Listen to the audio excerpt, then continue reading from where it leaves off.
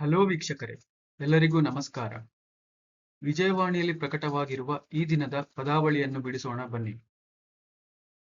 ಪರಿಪರಿಯ ಸಾಧನ ಸಲಕರಣೆ ಪರಿಕರ. ಕನ್ನಡಿಗ ಧರಿಸಿದ ಉಪನೇತ್ರ ಕನ್ನಡಕ.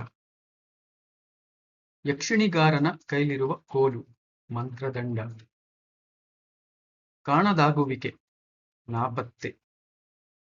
ಮಾವನ ಪತ್ನಿ ಅತ್ತೆ. ರಾಜ ವಾಸಿಸುವ ಮಹಲು ಅರಮನೆ. ಅತಿಯಾದ ದುಃಖ ಪರಿತಾಪ.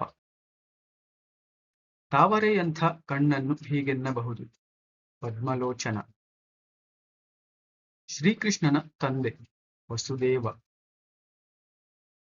ದೇವಲೋಕದ ಅಪ್ಸರೆ ಈಕೆ ಸುಲೋಚನೆ. ನಾಲ್ಕಕ್ಷರದ ಗಾಳಿ ಜೀವಧಾತು. ಪುರುಷರು ಮಾಡಿದ ಅಡುಗೆಯನ್ನು ಹೀಗೂ ಹೇಳುತ್ತಾರೆ ನಳಪಾಕ. ಸೂರ್ಯಾಸ್ತದ ಹೊತ್ತು ಸಂಜೆ. ಮೂರಕ್ಷರದ ಬೆಂಕಿ ಪಾವಕ. ಕಷ್ಟ ನೋವು ಸಂಕಷ್ಟ.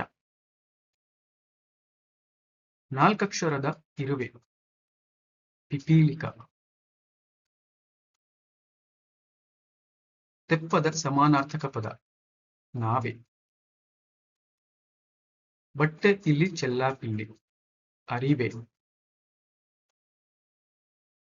ಎರಡಕ್ಷರದ ಸಬೂಬು ನೆಪ ಅಂತ ಕೂಡ ಹೇಳ್ಬೋದು, ನೆವ ಅಂತ ಕೂಡ ಹೇಳ್ಬೋದು. ಇಲ್ಲಿ ಸರಿ ಹೋಗೋದು ನೆವ. ಕೋತಿ ವಾನರ ಕಪಿ.